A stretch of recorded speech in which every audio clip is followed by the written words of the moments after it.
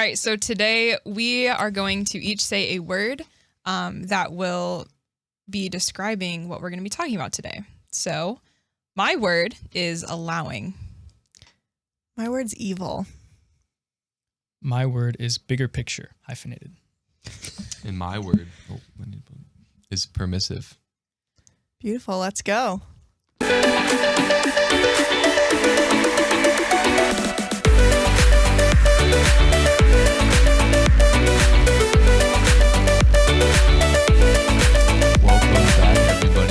Welcome back to QuaranTEEN. My name's Matt. I'm Athena. I'm Lauren. And I'm Branson. I was going to say, we still have Branson with us, as you can tell, which we're very excited about.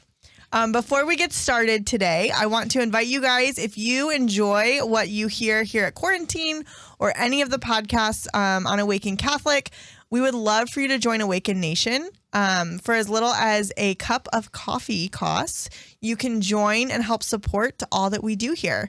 And if you haven't headed to the App Store, that doesn't sound right. But if you haven't gone to the App Store and downloaded AWAKEN Catholic yet, I highly encourage it. It's a great way to join a Catholic community and also get to know the hosts here at QuaranTEEN and the other shows a little bit more. Also, today's episode is brought to you by Casa Bella Cleaning Service. Casa Bella is a one-stop shop for all things clean.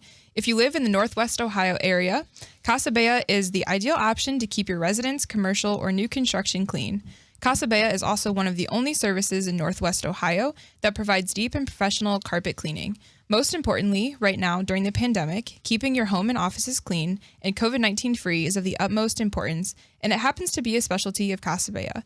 That includes doorknobs, light switches, surfaces, ATMs, everything. Get the peace of mind of knowing your home or commercial environment is professionally clean by visiting casabellacleaning.info today. Great job. That's Thank a long you. one. Great job. It is a long one. Yeah. So today we are going to cover a super important question, and we're going to do our best to give you guys answers. Matt, what is our question today? Our question, hopefully I say it right, is why do bad things happen to good people? You did it. I Yeah. didn't say that because I can't say it. I mess it up every time. Athena and Matt were struggling with why do good things happen to bad people, and I said This that's is a not whole what we're nother talking question. Yeah. So this question is a part of of Catholic apologetics, which is basically answering and defending questions of our faith. And it's a hard one. It's one. a tough one. It really is. Especially when you're put on the spot. Like, I remember my first year of youth ministry, I had a teen that, she was going through it. Like, her family members were, like, it was tough. And I remember her sitting down and she was like, why is this happening? And I remember feeling super, like, kind of dumb in the moment. And I was like, I should know how to answer this and help you. But, like, it's really hard. And I know for teens, I've had teens, same thing. People will ask them and they'll come to me like, my friend's going through this. She's not Catholic. And she doesn't understand why God would allow this to happen to her. And like, I know it's hard for you guys to be able to answer this too. Yeah. But it's hard for you guys to answer this question too. It's tough. It's tough. Yeah. And so my word at the beginning, like I said, was allow. And Athena just said sometimes he allows things. So yeah, sometimes God allows things to happen to people. Sometimes that can be something that they really need that they don't think that they need. Like God knows that they need that. And there's something that will shake them almost, like shake their world upside down because they were in a spot, or you maybe were in a spot that you knew like maybe you shouldn't have been, or that God just needed to get to you somehow. And that's like how you were going to get out of that situation. Yeah. And I think like this is truthfully probably one of the biggest questions that might lead people away from God, away from the church. Because it's puzzling, right? If we claim to have an all good God, All powerful, an all powerful God, an all Yep. knowing God, like why does suffering exist? Like we talked about, and especially why do bad things happen to good people? And I think we have to, and you referenced, Lauren, last week, the book of Job, which I think tackles this question in a way that maybe a lot of other scriptural references don't. But I think just like a lot of other things in our life, like things don't make sense until we look backwards, right? Often in the midst of the difficulty, the chaos, right? Things are hard, but So many things in the spiritual life only make sense when we are looking behind us at the things that have happened. Right. Yeah. And Yeah. sometimes you have to take 2 steps back to go 1 step forward. Right. That's just And how I life think goes. a huge thing, and we'll tackle this topic more too later because it's a big one, but it's just that we do have that free will. So sometimes what God intends for us and what his plan is for us, he also understands and knows us well enough to know that we are not going to choose that. And our choices can lead us to the answer to this question. Why does bad things happen to good people? I said it right. Because we have that free will. Our God lets us have that and lets us choose love for him. And with that means that he isn't going to intervene every time something goes wrong.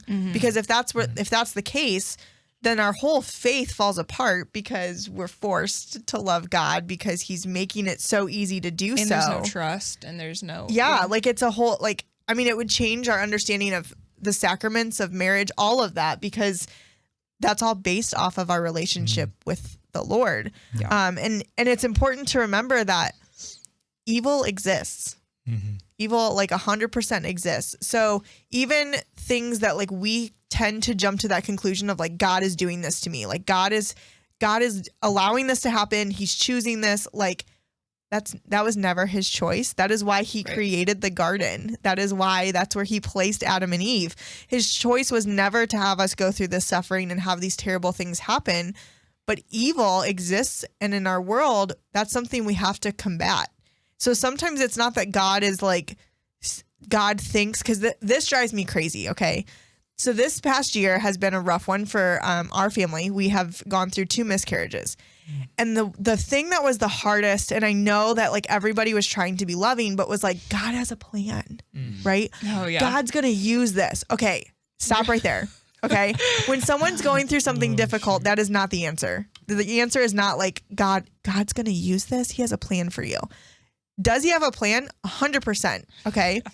My second miscarriage, I actually got to reach out. Well, she reached out to me, to an old high school friend. I haven't talked to him forever, who was actually going through the same thing and hadn't spoken about it. There was beauty that came from that I can't even explain. And that suffering for me was so worth it, right? I like to think that I'm a good person. So that bad thing that happened, good came out of it. Beauty that I could never have seen or known. Did that make it easier? No. Was I still angry at the time? 100%. But looking back, I can see that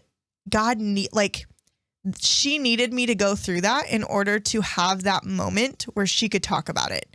And so for me, that was my answer, right? I don't know why we had to go through the first one.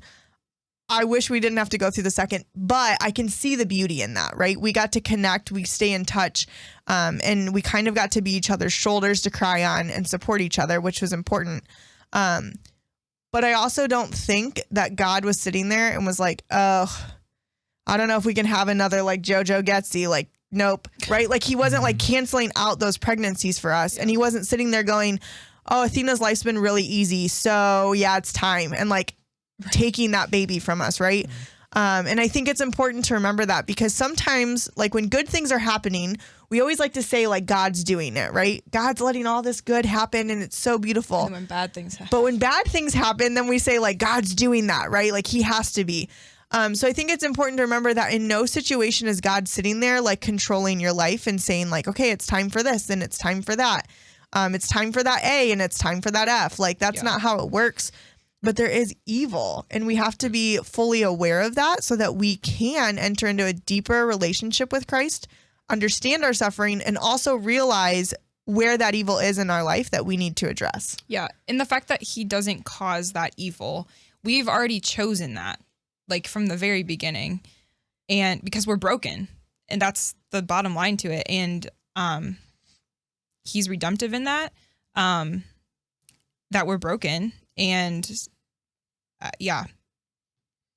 I just like to point out that piggybacking off of what you're saying, God does not wish bad things upon anybody. It's just not how God is a person. And he actually says it, and this is from the book of Wisdom. It says, God did not make death, nor did he rejoice in the destruction nor does he rejoice in the destruction of the living. So, yeah, God is still intimately involved in all of our lives, but that doesn't mean that everything that happens, every bad thing that happens, is a part of God's plan. So, just. And like people, another thing is like people getting sick.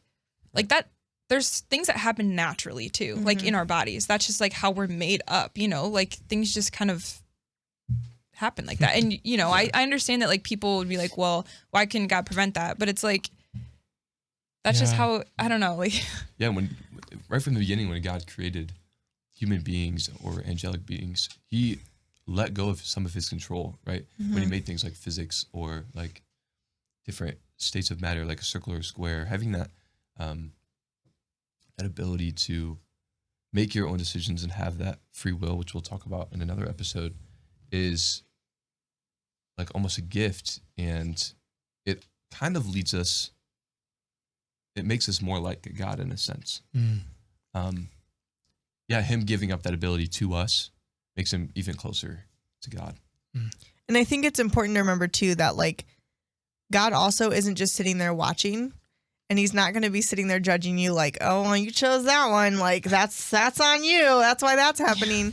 But he like ultimately, like when we suffer, he suffers. Like, so when bad things happen to us, Christ feels those bad things. Like, please know that like Christ feels those things and you are not alone.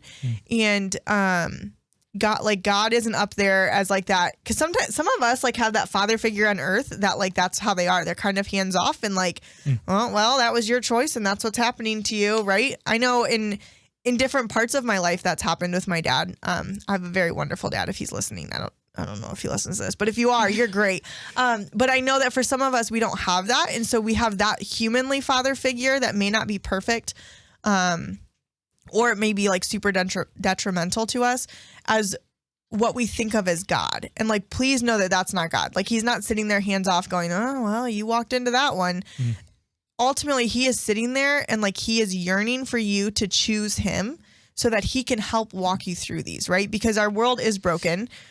We don't have control over that. You see it every day. Like the things that are happening in Hollywood and society, how it pushes you teens to do crazy things. Like that's because our world is broken and God is yearning for us to choose him so that he can help us navigate this broken world and help us reach heaven.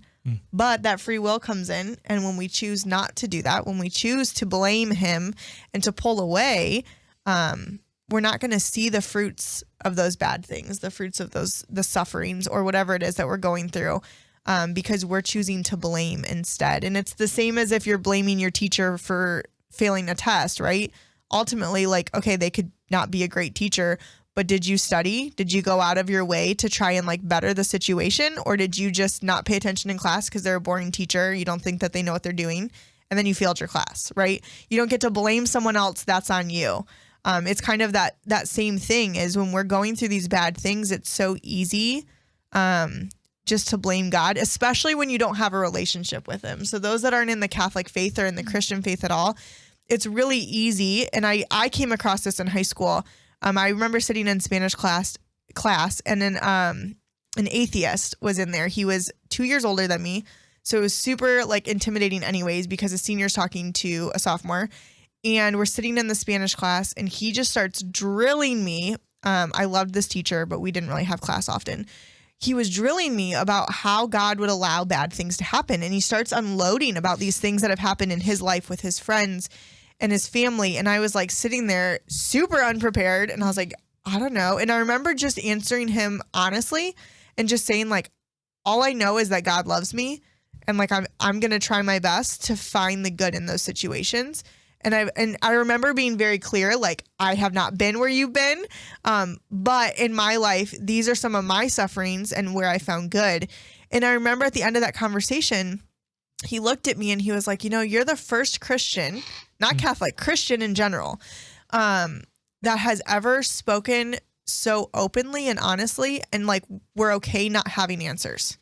And for me, like that's kind of how I try to run my ministry. My teens know when they have like stumped me because I'm like, it's a great question. Let me find out for you. Or I use the, go you know what? You should really ask Father Eric, our pastor. He probably has that answer. Sorry, Father Eric. But that's kind of how I chose to then lead my Christian faith, my Catholic faith, because I don't have all the answers. This is a hard question. Yeah. And I can't sit here, I don't think any of us can pretend to 100% know exactly why this is what God was thinking when this happened. Here you go. But we can all try our best, and we can go off of the theology of the Catholic Church to try to at least find some sort of understanding so that we don't feel so hopeless when we're going through those bad things. Right. Yeah. And I think, like, to your point, like, we can get so caught up in trying to give the right answers when if somebody's suffering, like, the best thing they might need is just to sit in that suffering with them, Yes. right? To offer a listening ear.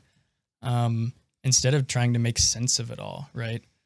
Because so much suffering, like we can't make sense of it. Sometimes down the road we can, but sometimes it's not going to be until, we're in the kingdom of heaven. So yeah, I think that maybe just in ministering to people and befriending people, to have compassion means to suffer with, right? Maybe the best thing we can do, and maybe the reason there isn't, I don't know, maybe one of the reasons there isn't a perfect answer to this question is just because Christ wants us to sit in the suffering with those who are going through it and to offer compassion that way. Because, ultimately that's what he did. If we listen to Christ's stories in his life, he constantly was doing weird things for that time period where it was like, what are you thinking? And part of it was he was meeting people where they were at, and he was willing to sit there and kind of go through that suffering with them versus just saying like, you're a leper, get away. He was willing to meet them where they're at and really get to know their hearts. And that's what we're called to do as Catholics and Christians is to get to know people, not from the outside, but the inside, and meet them where they're at. And if we're called to be Christ-like, sometimes that does mean suffering. I don't think many God asks to be hung on a cross anymore. But I think that he does ask us to maybe give up some of the comfortable in our life in order to be more Christ-like and to be Christ to others. Just name dropped him. One of the reasons that God allows these bad things to happen is because God knows that even in the midst of the worst evil, he can ultimately bring out a greater good. And you look at the worst thing in human history, God came down as a man and we hung him on a cross, right? That wasn't God. That's not God's plan. That bad thing that happened was not God's plan. But seeing how the redemptiveness and the acceptance of Jesus, how he gave up his will, for us, you see the greatest thing in human history come out of it. And that's just a testament to, in these bad times, one, from the time that human was created, bad things are bound to happen. So having the mindset of just that redemptiveness of when these bad things happen, then, God can do miraculous things if we just accept and surrender our will to him. Kind of reminds me of like the raising of Lazarus. Like you said earlier, like, God does not rejoice in our sufferings. Like we clearly see, like truthfully, Christ could have gone earlier, healed him, from his sickness. He doesn't, right? And that doesn't mean that he wills his death, Right. but he allows him to die, and then he goes and he weeps with their family. Yeah. And then he It's says, so like, powerful. yeah, and then he raises him, and there's a dimension of Christ in that moment that people are able to see that they wouldn't have been able to see if Lazarus had just been healed, right? So Christ So can true. show his magnificence in the greatest sufferings. Right, again, doesn't will it directly, doesn't rejoice in it, quite the opposite. He suffers with us. Yeah. But when we are found, whether it's as a result from our own brokenness and sin, or if it's not, when we're found experiencing bad things, right? Christ can show a new dimension of himself within those. Yeah. So if you believe you're a good person, which hopefully most people do, and you're going through something terrible, or you've gone through something terrible, or you know something coming up is going to be terrible, know that you're not alone. Know that the church herself like suffers with you, that Christ suffers with you, and that you do have people you can lean on. And if you don't find those people, but that someday, somewhere, somehow there will be beauty in that. And that it's okay to not have the answer as to why that's happening.